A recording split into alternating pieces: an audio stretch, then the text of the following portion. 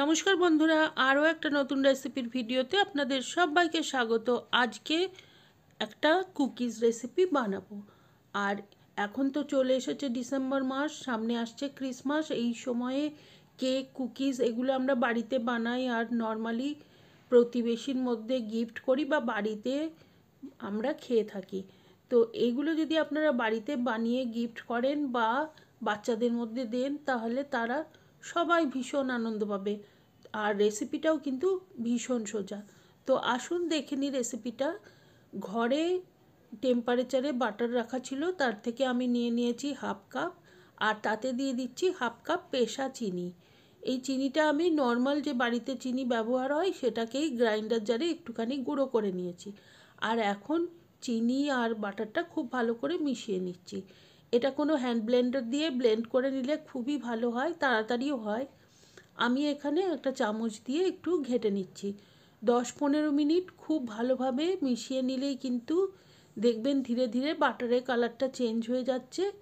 আর একটা সময় বাটারের কালারটা এরকম সাদা হয়ে যাবে আর একদম ক্রিমের মতো একটা টেক্সচার চলে আসবে। চিনিটা একদমই সম্পূর্ণ গলে গেছে এই সময়ে।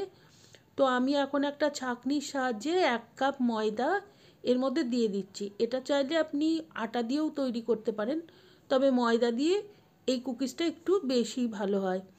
তো ময়দাটা আমি চেলে নিচ্ছি খুব ভালো করে, যাতে কোনো গুটলি বা দানা না থাকে। আর তার মধ্যে দিয়ে দিচ্ছি হাফ চা চামচ বেকিং পাউডার আর 1/4 চা চামচ, মানে হাফ চামচেরও অর্ধেক, বেকিং সোডা। সমস্ত কিছু আমি ভালো করে চেলে নিলাম। এখন এই কুকিটাতে একটা সুন্দর গন্ধ হওয়ার জন্য দিয়ে দিয়েছি 1 চা চামচ ভ্যানিলা এসেন্স। এই এসেন্সটা আপনি চাইলে না দিলেও হবে, কিন্তু আমরা যেহেতু কুকিটাকে একটু সুন্দর একদম দোকানের মতো তৈরি করতে চাইছি, সেই জন্যে ভ্যানিলা এসেন্সটা দিলাম। এখন সব কিছু ভালোভাবে মিশিয়ে নেব। আর সামান্য একটুখানি দুধ লাগবে। তো দুধটা একটু কম বেশি হতে পারে, আমার এখানে মোটামুটি 2 টেবিল চামচ মতো দুধ লেগেছে। আপনারা একটু দুধের পরিমাণটা খেয়াল করে দেখবেন, অল্প অল্প করে দেবেন আর মেশাতে থাকবেন। একটা টাইট ডো তৈরি করতে হবে।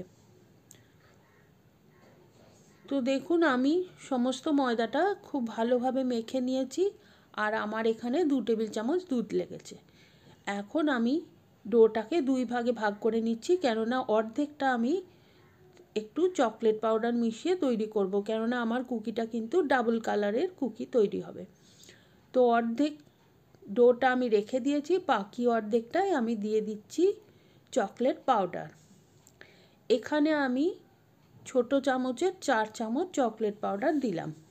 আর চকলেট পাউডারটা দিয়ে এই ডোটা মাখার সময় আবারও আমি 1 চা চামচ দুধ অ্যাড করেছি। সামান্য একটুখানি দুধ লাগবে, একটু দেখে দেবেন, নাহলে কিন্তু ডোটা নরম হয়ে গেলে তখন আবার তৈরি করতে কুকিটার সমস্যা হবে। তো এই চকলেট ডোটাও আমার তৈরি হয়ে গেছে। আর এখন আমি সামান্য একটা ছোট লেচি এর মধ্যে থেকে নিয়ে নিয়েছি আর সেটাকে বেলে নেব। আর যেহেতু এটার মধ্যে খুব একটা জল নেই, তো সেই জন্য একটু ফেটে ফেটে যাবে, ওতে চিন্তা করার কিছু কারণ নেই।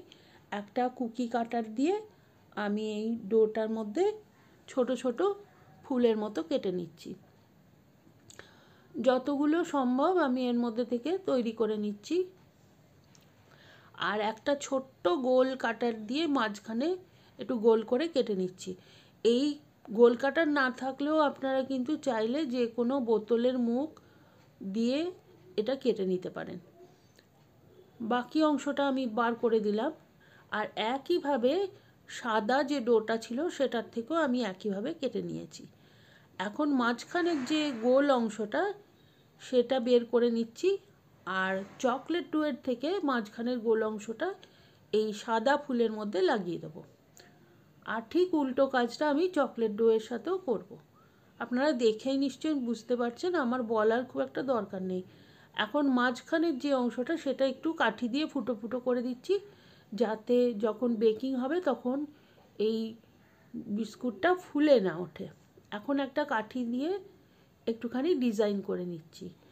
এটা সম্পূর্ণ আপনার নিজস্ব চয়েস, আপনি চাইলে ডিজাইন নাও করতে পারেন। এই সমস্ত ফুলগুলো এখন আমি 180 ডিগ্রি সেন্টিগ্রেডে আগেই প্রিহিট করে রেখেছিলাম ওভেনে, সেখানে 15 মিনিট বেক করে নিলাম। 15 মিনিট বাদে আমি কুকিগুলো বের করে নিয়েছি, আর এই সময় কিন্তু কুকিগুলো যথেষ্টই নরম, তো সেই দেখে আপনারা কোনো রকমভাবে ভয় পাবেন না বা ঘাবড়ে যাবেন না। ঠান্ডা হলে কিন্তু এটা একদম শক্ত হয়ে যাবে। তো আমি ঠান্ডা হতে দেবো রুম টেম্পারেচারে, আর ঠান্ডা হয়ে যাওয়ার পরে একটা ভেঙে দেখাচ্ছি। দেখুন কতটা মচমচে ক্রিস্পি হয়েছে, বুঝতেই পারছেন। আরও একবার আমি ভেঙে দেখাচ্ছি। তো এখন একদম ঠান্ডা হয়ে গেছে কুকিগুলো। আমি এয়ারটাইট কন্টেনারে ভরে রাখবো আর প্রয়োজন মতো ব্যবহার করব। তা আপনারা বাড়িতে অবশ্যই একবার ট্রাই করে দেখবেন, কমেন্ট করে জানাবেন কেমন লাগলো। আর রেসিপিটা যদি ভালো লাগে তো please like, share and subscribe my channel.